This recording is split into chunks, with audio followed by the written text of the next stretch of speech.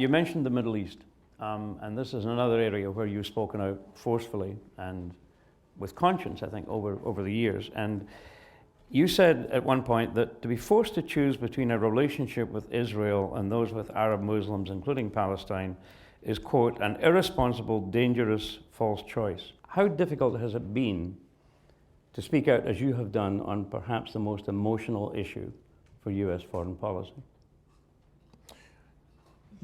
When you are a member of a president's team, a member of his cabinet, and you are in an administration, your opinion is secondary to what the president's is in the end. Now, you can give the president your opinion privately, National Security Council meetings, but it is vastly, vastly different being Secretary of Defense versus being an independent senator.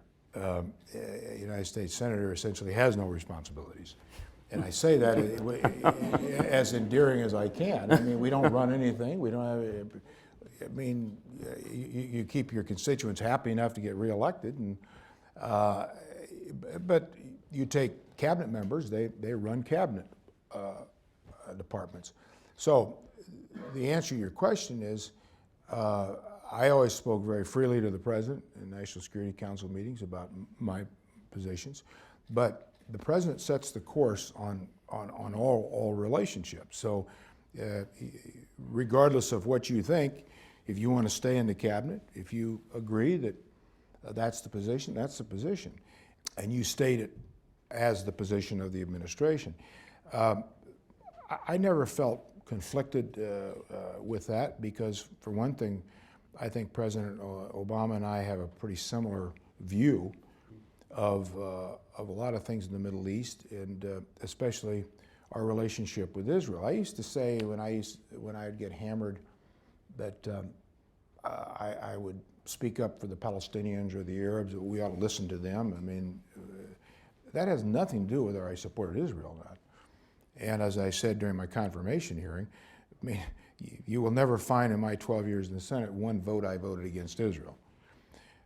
But not to have an opportunity to question a government's policies, there's something wrong with that. That's not a democracy. Because you question a government's policies doesn't mean you're anti-American. If I question the policies of the United States or any American, doesn't mean I love this country less than anybody else. Same thing with any other country. If you question a leader's judgment, if you question the policies of a government, that's different from questioning the people of a country. So I think it is important in democracies to get a full, fair, honest airing. And I don't think any elected official should ever put themselves in a position to be held captive to another country's interests. And I think you do a great disservice, in fact you fail your own country, if you don't ask the questions you think need to be asked.